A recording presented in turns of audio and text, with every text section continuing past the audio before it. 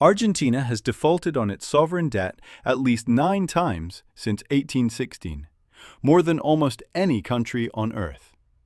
Economists have a name for this pattern: serial default. Right now, in 2026, Argentina's president is betting his political career on the claim that this time is different, that he's found a way to legally bind future governments out of ever doing this again. Is he right? Or is this just default number 10 waiting to happen? The first default came in 1827 on a British loan meant for infrastructure that war costs ate instead. Then 1890. Then 1982, 1989, and 2001, the big one. In December 2001, Argentina defaulted on over $95 billion, the largest sovereign default in recorded history at the time. GDP contracted more than 10%. Unemployment hit 25%. Poverty passed 50%. It's the reference point every Argentine economic conversation eventually circles back to. It happened again in 2014 in a fight with holdout creditors, and again in 2020 during COVID. The mechanism is almost always identical. The government spends more than it collects, and a poor credit history makes it hard to borrow at rates it can actually afford. So the central bank prints pesos to cover the gap instead. Inflation spirals, the peso collapses, and there's no way left to pay creditors in real terms. Rinse, repeat. Javier Milei took office in December 2023, promising to take a chainsaw to government spending, literally his campaign prop. He inherited 211% annual inflation, reserves near zero, and a fiscal deficit that had become permanent and assumed. His first move? An immediate 54% currency devaluation on day one, followed by the deepest austerity cuts in Argentina's modern history. 18 months later, the numbers had genuinely moved, and the timing lines up almost exactly with what the quantity theory of money predicts. Cut the rate of money creation, and inflation follows with a lag. You can see that pattern play out across dozens of countries on the Inflation by Country page at bankruptbaby.org. Inflation fell from 211% in 2023 to around 33% by mid-2026, one of the fastest disinflation runs in modern economic history. Poverty dropped from nearly 42% to just over 28%, the lowest since 2018. GDP, after shrinking in 2024, grew more than 4% in 2025. Fitch upgraded Argentina's credit rating, and in April 2026, the IMF signed a new $20 billion support program. By Argentina's own historical standards, that's a real turnaround. But real turnaround and cycle broken aren't the same claim, and that's the debate playing out right now. On July 30th, 2026, Milei announced his most ambitious move yet, a bill nicknamed the Grillete Fiscal, the Fiscal Shackle. The idea, borrowed loosely from an old Warren Buffett suggestion about U.S. deficits, is blunt.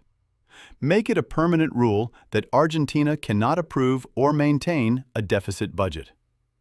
If public accounts stay in the red for several consecutive months and Congress doesn't fix it in a short, defined window, an automatic shutdown triggers, non-essential spending freezes, new contracts stop, hiring stops, transfers to the provinces stop.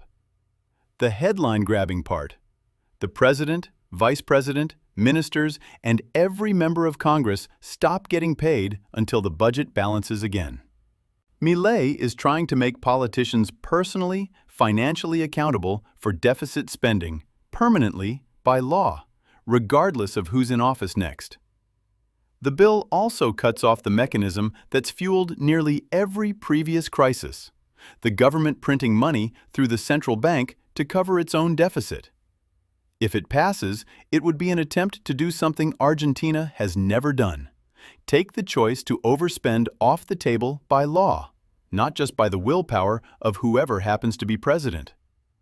Not everyone thinks a fiscal rule goes far enough, and Argentina has actually tried a version of this before.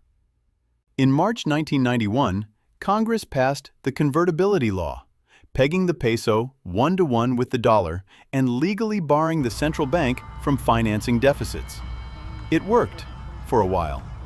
Inflation went from an average of 600% in the 1980s to under 5% through most of the 90s, and growth returned. But the peg was reversible. A future Congress could always undo it, and when confidence broke in 2001, that's exactly what happened. The peg collapsed along with the economy. Steve Hanke, the Johns Hopkins economist who's advised governments worldwide on currency stability and has been briefing U.S. officials on options for Argentina, argues that's precisely the lesson. A rule that can be reversed eventually gets reversed. His answer is full dollarization. Scrap the peso entirely, adopt the U.S. dollar outright, and remove the printing press instead of just restricting it. He points to Panama, Ecuador, and El Salvador, fully dollarized economies with the steadiest inflation in Latin America, because there's no domestic money supply left to mismanage. Milei campaigned on dollarization himself in 2023. It hasn't happened. The fiscal shackle is, in effect, convertibility's descendant, a legal wall around the peso instead of eliminating it.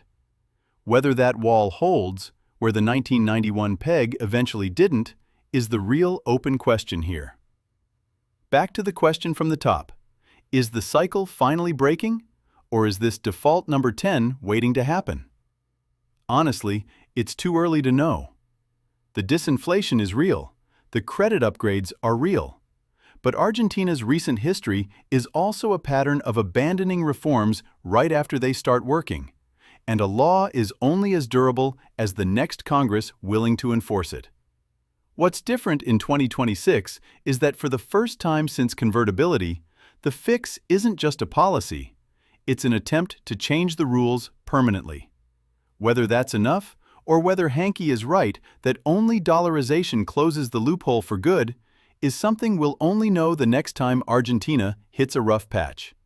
History suggests that's a matter of when, not if. Argentina's story is the mirror image of Japan's. Japan bought 2 decades of stability because its debt was owed to patient domestic buyers and a central bank willing to hold rates near zero. Argentina's crises came from the opposite dynamic, a government financing itself by printing money until the currency gave out. Same root problem, sovereign debt. 2 completely different failure modes. I track the data behind stories like this one daily at bankruptbaby.org. Bond auctions, debt to GDP by country, currency moves, central bank actions, updated live. If you haven't seen the Japan breakdown yet, it's linked right here. Subscribe if you want the next case study when it drops.